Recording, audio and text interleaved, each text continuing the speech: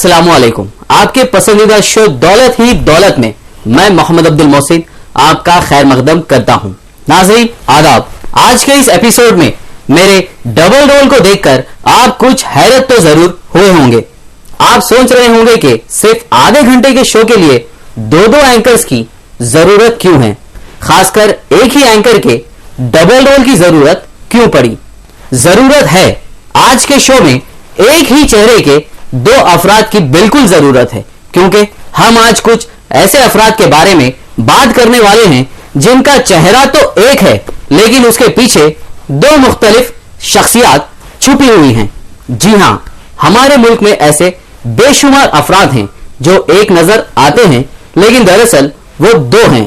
तो चलिए शुरू करते हैं आज का शो, जिसका नाम है दौलत ही दौलत।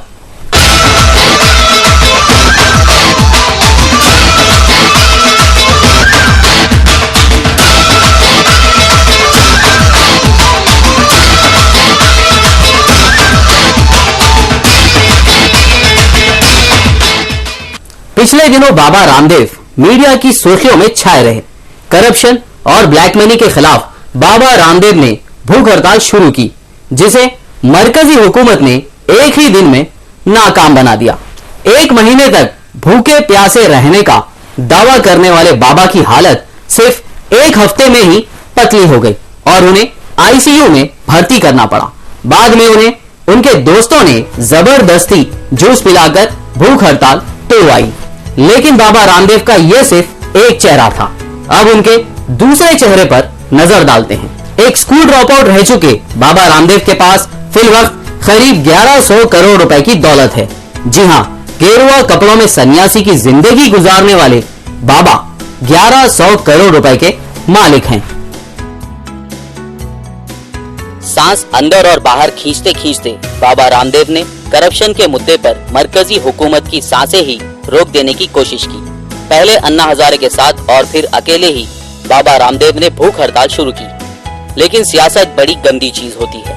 जब बाबा रामदेव ने हुकूमत को बेनकाब करने की कोशिश की तो फिर सभी सियासतदानों ने बाबा रामदेव के असली या फिर कम से कम पर्दों के पीछे छुपा चेहरा बेनकाब कर दिया। क्या आप जानते हैं, जो बाबा रामदेव मुल्क में नए इनकलाब की बात कर रहे हैं वो स्कूल ड्रॉप आउट हैं। बाबा रामदेव की पैदाइश 1965 में हरियाणा के मेहरानगढ़ डिस्ट्रिक्ट के अली सैयदपुर गांव में हुई। बाबा रामदेव का असली नाम रामकृष्ण यादव है। सिर्फ 9 साल की उम्र में बाबा ने घर छोड़ दिया और खानपुर में अर्श गुरुकुल में भर्ती हो गए, जहां उन्होंने आचार्य प्रदुमन से संस्कृत और योग की तालीम हासिल की। बाद में इन्होंने अपना नाम रामकृष्ण से बदलकर रामदेव रख लिया। उस वक्त शायद किसी को भी ये अंदाजा नहीं हुआ होगा कि यही स्कूल ड्रॉप आउट एक दिन 11,000 करोड़ रुपए का मालिक बन जाएगा। बाबा रामदेव का ट्रस्ट कई हॉस्पिटल्स, कॉलेज और योग सेंटर चलाता है। कुछ साल पहले ही बाबा रामदेव के पतंजलि योगपीठ के योग सेंटर के लिए स्कॉटलैंड में एक छोटा सा आइलैंड खरीदा गया। बाबा रामदेव का हरिद्वार में कायम पतंजलि आश्रम 600 एकड़ पर फैला है। बाबा रामदेव को दवाइयों की फरोख्त से हर महीने 25 करोड़ रुपए की कमाई होती है, जबकि किताबों और सीडी की फरोख्त से हर महीने 2 से 3 करोड़ रुपए बाबा का ट्रस्ट कमाता है। बाबा रामदेव का ट्रस्ट हरिद्वार में 500 करोड़ रुपए के खर्च से एक फूड पार्क की तामीर कर रहा है। लेकिन बाबा की इस दौलत के पीछे कई सवाल भी हैं जो उन्हें शक के घेरे में खड़ा कर देते हैं। इनके करीबी बालकृष्ण ने बताया कि पिछले 17 सालों में उनके ट्रस्ट ने 1177 करोड़ रुपए का ट्रांजैक्शन किया है और ये बात किसी से छुपी नहीं है। बालकृष्ण के मुताबिक पिछले 17 सालों की मेहनत के बाद दिव्य योग ट्रस्ट के पास 249 करोड़ 65 लाख की जायदाद है। पतंजलि योगपीठ के पास 164 करोड़ 80 लाख रुपए, भारत स्वाभिमान ट्रस्ट के पास 9 करोड़ 97 लाख रुपए और आचार्य कुलुम शिक्षा संस्थान के पास 1 करोड़ 69 लाख रुपए की जायदाद है। बाबा रामदेव का दावा है कि आम लोगों से कमाई गई रकम का खासा हिस्सा वो उन्हीं की फलाह व बहबूद के कामों पर खर्च करते हैं। उनके मुताबिक योगपीठ ने फलाही कामों पर 685 करोड़ 25 लाख रुपए, पतंजलि योगपीठ ने 53 करोड़ 52 लाख रुपए, भारत स्वाभिमान ट्रस्ट की तरफ से 11 करोड़ 51 लाख रुपए और आचार्य शिक्षण संस्था की तरफ से 34 लाख रुपए खर्च किए गए। यानी 17 सालों में बाबा की कुल आमदनी हुई 1177 करोड़ रुपए, जिसमें से उन्होंने 784.28 करोड़ रुपए खर्च कर दिए। बचे सिर्फ 426.09 करोड़ रुपए। लेकिन बाबा रामदेव ने अभी तक ये खुलासा नहीं किया है कि वो और उनके साथी बालकृष्ण कितनी कंपनियों के मालिक हैं या फिर इनके पास कितनी जमीन जायदाद है। ऐसे में सवाल ये है कि जब बाबा रामदेव हुकूमत से जवाब मांग रहे हैं तो वो खुद क्यों चुप हैं? अब ये इन सवालों के जवाब दें या ना दें, इन सवालों को सुनकर इनके चेहरे पर कई कुछ तब्दीलियां देखी गई और शायद आम लोगों को उनका जवाब मिल गया। लाख छुपाओ छुप न सकेगा राज तो कितना गहरा, लाख छुपाओ छुप न सकेगा राज तो कितना गहरा, दिल की बात बता देता है असली नकली चेहरा। जब एक साधु के पास 1100 करोड़ की दौलत है तो अंदाजा लगाइए कि हमारे सियासतदानों के पास कितनी दौलत होगी। लेकिन हमारे सभी सियासतदानों के भी दो चेहरे होते हैं। एक वो चेहरा जिसे दिखाकर वो लोगों से वोट मांगते हैं और एक दूसरा चेहरा जिसके जरिए वो दौलत जमा करते हैं। लाख कोशिशों के बावजूद सियासतदानों का असली चेहरा सामने आ ही जाता है, लेकिन हमारी भोली भाली जनता फिर भी दूसरे चेहरे पर ही यकीन करती है। खैर, इस महीने जब वजीर आजम मनमोहन सिंह ने अपने सभी वज़रा को अपनी दौलत का ब्यौरा देने को कहा तो मजबूरन उन सियासतदानों को अपने चेहरे पर पड़ा नकाब उठाना पड़ा। मरकजी वज़रा के प्रोफाइल को देखने के बाद आपको भी महसूस हुआ होगा कि ये लोग सियासत के बजाय अगर कारोबार करें तो वो रिश्वत लेकर बदनाम होने के बजाय खुद का और मुल्क का नाम रोशन कर सकते हैं। हमारा मुल्क भले ही गरीबों से भरा पड़ा हो, लेकिन हमारे ज्यादातर वुज़रा मिनिस्टर्स करोड़पति हैं।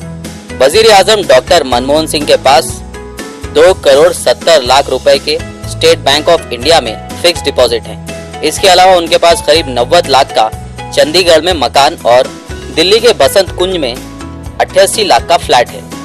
वजीर दाखिला पी चिदम्बरम के पास करीब 1,04,00,000 की मिल्कियत है, जिसमें 3 कंपनियों के शेयर भी शामिल हैं। इसके अलावा करीब 35 लाख की दूसरी मिल्कियत भी है।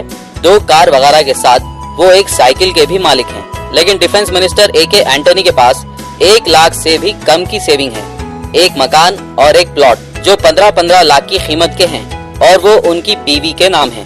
इसके अलावा इनके पास सेकेंड हैंड वैगनआर कार है और उन्होंने इस पर 1,36,000 का लोन भी लिया है। वजीर खजाना प्रणब मुखर्जी के पास जुमला 1.1 करोड़ की जायदाद है, जिसमें 2 फ्लैट और एक जमीन का टुकड़ा शामिल है। वजीर खारजा SM कृष्णा के पास 2,34,00,000 की इमूवेबल प्रॉपर्टी यानी गैर मनकूला जायदाद है और 4,81,000 की मूवेबल प्रॉपर्टी है। इन्होंने करीब 3 लाख की सरमायाकारी की है और 12 लाख की सेविंग्स भी जमा की है। इनकी बीवी की जुमला जायदाद 21 लाख की बताई जाती है। कमलनाथ के ब्यूरो के मुताबिक उनकी या उनके खानदान की 23 कंपनियों में हिस्सेदारी है और इसी तरह मुरली देवरा ने कहा कि उनकी अहलिया की 2 बड़ी कंपनियों में हिस्सेदारी है। ये तो बात हुई मरकजी वुज़रा की। अब बात करते हैं कुछ और दोहरे चेहरों के हामिल सियासतदानों की। कर्नाटक के सिर्फ एक वजीर के पास 1,000 करोड़ रुपए से ज्यादा की दौलत है। ताज्जुब की बात यह है कि ये जनाब की कुछ साल पहले तक औकात सिर्फ एक साइकिल की थी, लेकिन तदबीर और तकदीर ने इनका ऐसा साथ दिया कि इनकी गरीबी का चेहरा हमेशा के लिए गायब हो गया और कुछ ही सालों में इन्होंने एक नई सल्तनत खड़ी कर ली। ये दास्तां है एक फौजी के बेटे की, जो कभी साइकिल पर अपने कस्बे में घूमा करता था, लेकिन उसने अपनी होशियारी से 1,000 करोड़ रुपए की एक सल्तनत खड़ी कर ली। इस शख्स का नाम है गली जनार्दन रेड्डी और ये फिलहाल कर्नाटक में टूरिज्म और इंफ्रास्ट्रक्चर मिनिस्टर के ओहदे पर हैं। जनार्दन रेड्डी ने 21 साल की उम्र में इनोवल India savings and investment company limited के नाम से कारोबार शुरू किया था, लेकिन ये कंपनी ज्यादा नहीं चली और कुछ सालों बाद बंद हो गई। उस वक्त उन्होंने लोहे के आयरन ओर का कारोबार शुरू किया। इस कारोबार ने उन्हें और कर्नाटक के छोटे से कस्बे बेलारी का नाम पूरे हिंदुस्तान में फैला दिया। आयरन और माइनिंग से उन्होंने और उनके 2 भाइयों ने, जिनके नाम जी करुणाकर रेड्डी और सोमशेखर रेड्डी है, अच्छी खासी दौलत कमा ली।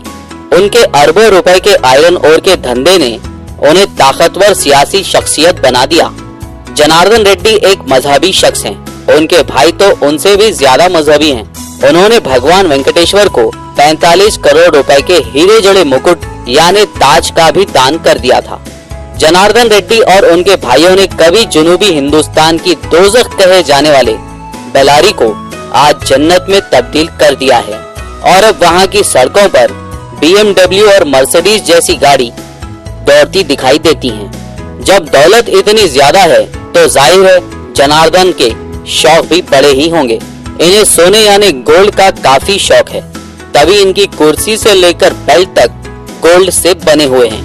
खबर है कि जिस सोने की कुर्सी पर जनार्दन रेड्डी बैठते हैं उसकी कीमत 2 करोड़ 20 लाख रुपए है और इनके इस्तेमाल किए जाने वाले सोने के बेल्ट की वैल्यू 13 लाख 15 हजार रुपए। आपको बता दें कि रेड्डी के घर में मौजूद सोने की थाली, कटोरी, चम्मच और चाकू जैसी चीजों की जुमला वैल्यू 2,87,000 रुपए है। ये जानकारियां खुद जनार्दन रेड्डी की तरफ से कर्नाटका लोकायुक्त को दी गई है। उनकी मिल्कियत का ये ब्यौरा 31 मार्च 2010 तक का ही है, यानी हो सकता है कि इसके बाद के अरसे में इसमें कुछ इजाफा भी हुआ होगा।